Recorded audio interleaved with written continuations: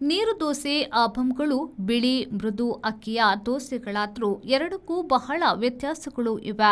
ಸಾಮಾನ್ಯವಾಗಿ ಕೇರಳದ ಆಪಂ ಜೊತೆಗೆ ಕಡಲೆ ಕರಿ ಇಲ್ಲವೇ ಮೊಟ್ಟೆ ಕರಿ ಇರುತ್ತದೆ. ನೀರು ದೋಸೆ ಜೊತೆಗೆ ಕೋರಿ ಸುಕ್ಕ, ಕಾಯಿಪಲ್ಯ, ಸಾಂಬಾರು ಇರುತ್ತದೆ. ಚಟ್ನಿ ಅಪರೂಪ. ತೆಂಗಿನ ತುರಿ, ಬೆಲ್ಲ ಕೂಡ ನೀರು ದೋಸೆಗೆ ಅದ್ಭುತ ಜೋಡಿ.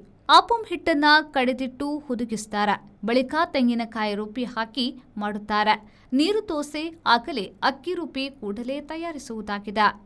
ನೀರು ದೋಸೆಗೆ ಸಮತಟ್ಟಾದ ಕಾವಲಿ ಬೇಕು. ಆಪಂ ಮಾಡುವುದು ಗುಂಡಿ ಕಾವಲಿ ಓಡಿನಲ್ಲಿ. ಹಾಗಾಗಿ ಆಪಂ ನಡು ದಪ್ಪ, ಸುತ್ತ ಬಲೆಯಂತೆ ದೋಸೆ ಇದ್ರೆ ನೀರು ದೋಸೆ ತಿಳು ಮಡುಚುವಂತೆ ಇರುತ್ತದೆ.